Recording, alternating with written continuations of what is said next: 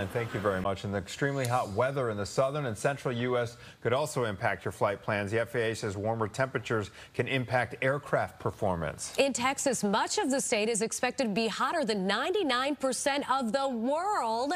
And we've been talking a lot about Texas, the heat just not letting up there. Joy Addison live in Houston with how the heat is impacting U.S. power grids. Hi, Anthony and Natalie. That's right. We're just 1 week into the summer and already seeing our hottest temperatures here in Houston. EMS reports at least 15 calls every day for the past 2 weeks related to heat emergencies. And that means that people are trying to stay cool, but in the process, it is putting a strain on our power grid and power lines, like you see here behind me. It's unusual to see the heat this early in the summer. Usually we're expecting it in August or September.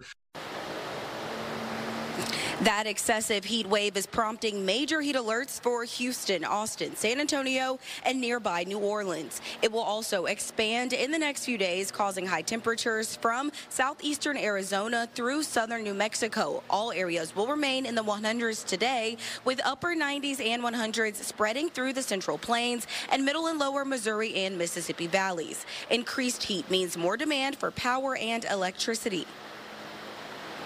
We're projected to have record temperatures this week for the month of June here in the Houston area. It's going to be between 100 and 102 degrees for much of the week. Certainly it challenges the grid because of all of the electricity used for air conditioning and cooling, which is the big demand.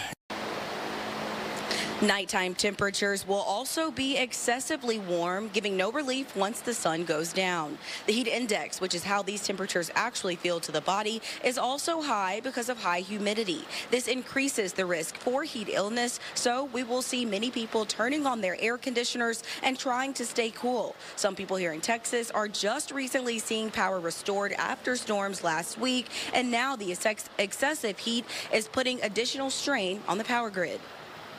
On May 3rd, the operator, ERCOT, told us that they had 97,000 megawatts of summer reserve capacity, but they're hitting the wall here at 82 and 83,000 megawatts.